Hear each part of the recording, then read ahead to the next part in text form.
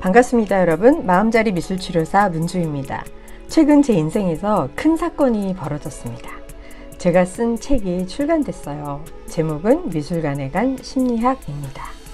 고맙게도 출판사에서 북토크와 사인회를 주최해 주셔서 지난 수요일 독자분들과 함께 만남을 가지게 되었습니다.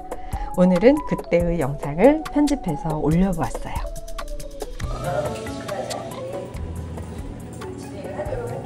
아직은 책은 절반도 안 읽으셨죠?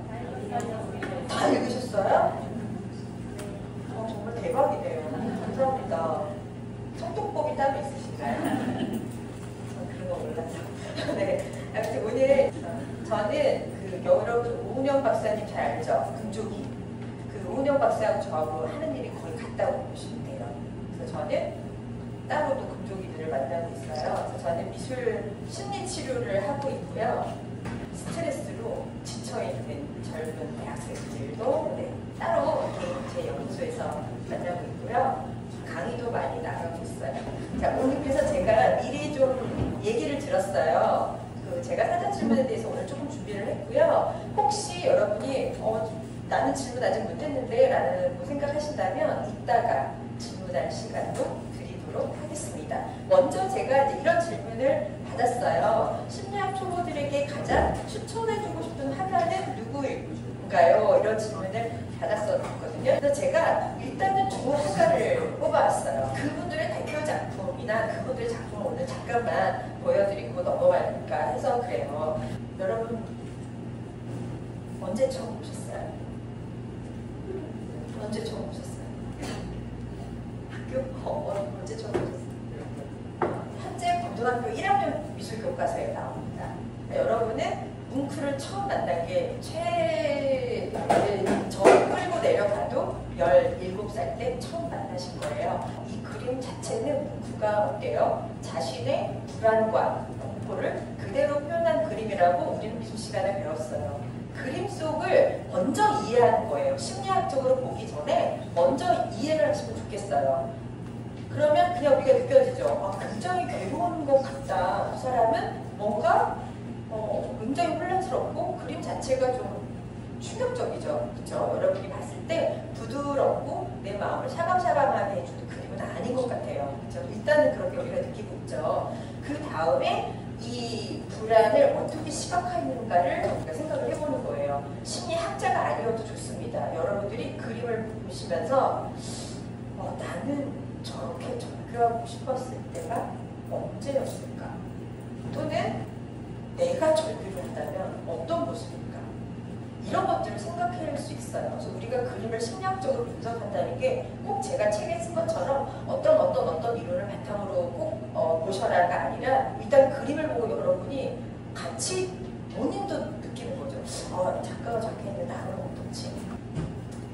좀 글씨는 안 보일 텐데 혹시 프린트에 같이 출력이 됐을까요? 됐죠? 네, 뭉크가 실제 썼던 일기예요. 보이세요? 뒤에 두 사람 뭉크의 친구들이에요. 친구들과 같이 나는 걷고 있었는데 본인만의 환상과 공포를 느끼는 거죠. 저는 이제 이런 내담자들을 좀 가끔 만나지만 여러분은 평생 아마 거의 만나실 일이 없을 것 같아요. 그래서 여러 가지 망각이나 환상 증세가 좀 있어요. 힘들 경우에는. 그래서 그런 이 얘기를 뭉크가 일기를 쓴 거예요. 너무 안타깝게도 뭉크도 5살 때 어머니가 돌아가셨고요. 어렸을 때 여자 형제가 또 같은 병으로 죽었어요. 그러니까 가까운 가족의 죽음을 어린 시절에 겪는다는 건 트라우마라고 하죠. 우리가 그렇게 왜 정신적 외상을 그렇게 쉽게 아무렇지도 않게 넘기기 쉽지 않았을 거예요. 그래서 평생 정신적 어려움에 시달렸던 겁니다. 그래서 뭉크의 그림들이 좀 슬프죠.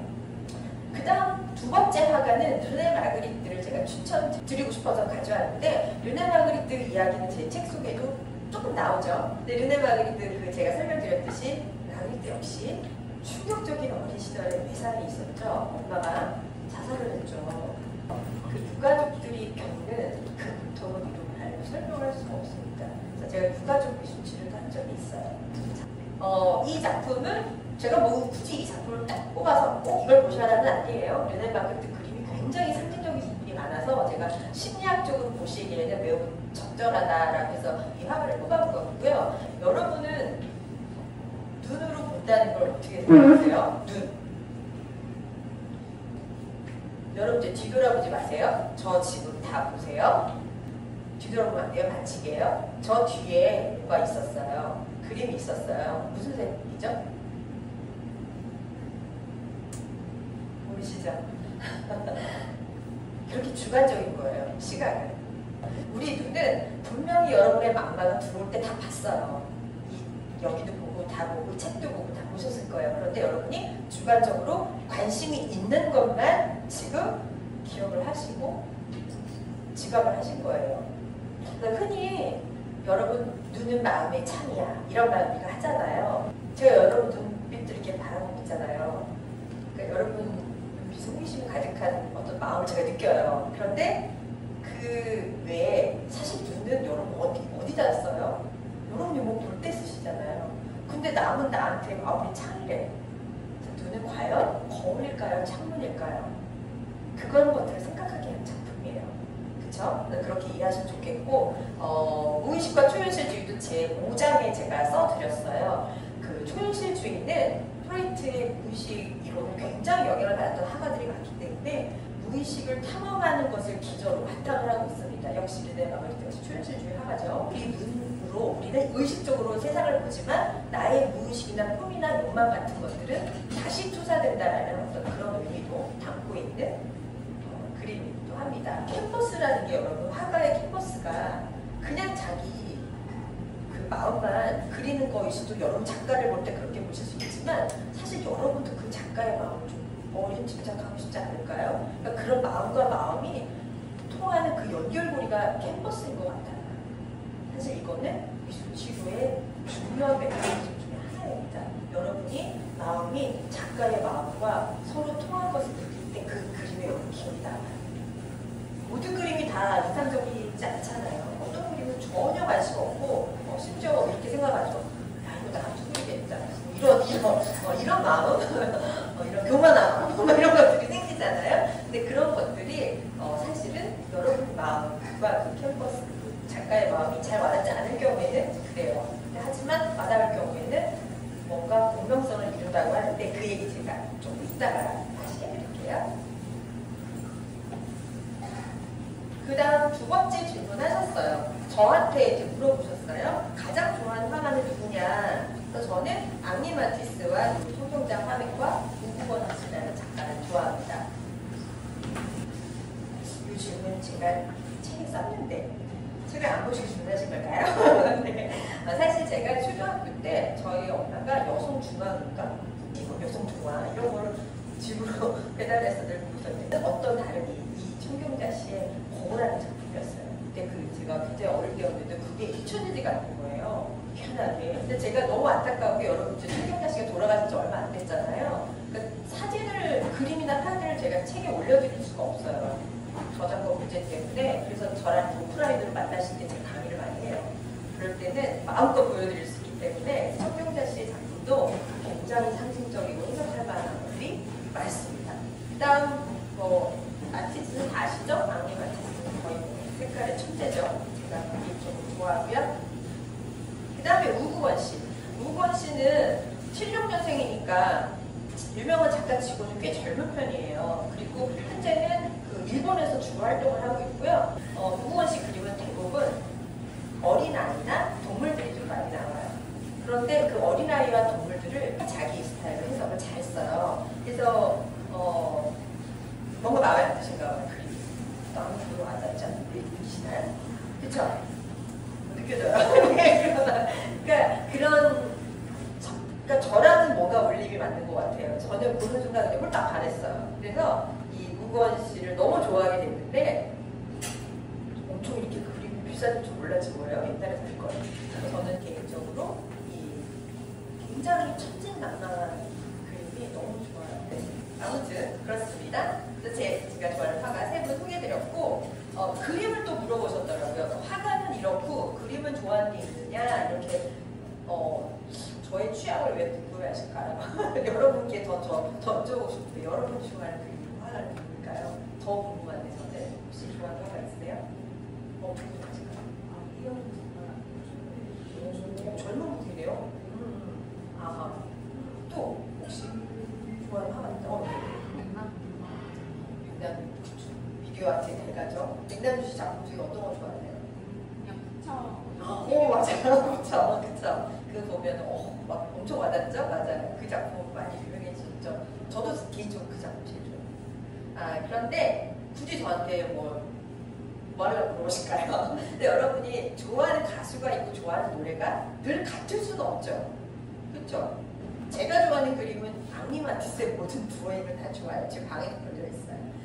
여러분 드로잉과 페인팅의 차이는 아실까요? 되게 서론에도 쓰긴 했는데 선 하나로 단색으로 그린 걸 드로잉이라고 하고요. 색이 들어간 걸 페인팅이라고 해요. 저는 앙리마티스가 아까는 색채의 마술사, 색채의 천재다라고 말해놓고 제가 좋아하는 건 사실 아무 색도 쓰지 않는 앙리마티스의 저 드로잉입니다. 너무 좋아해요. 이 작품을 더 잘 이해하게 되는 것이냐 아니면 작품의 의미, 본래 의미 대신 그 작가의 심리만 파악하게 되는 것이냐 라는 매우 난해하고 어려운 질문을 해주셨는데 누가 질문하셨을까요? 안 오셨어요? 아, 네. 제가 더 궁금한 게 있어요. 작품의 본래 의미가 뭘까요?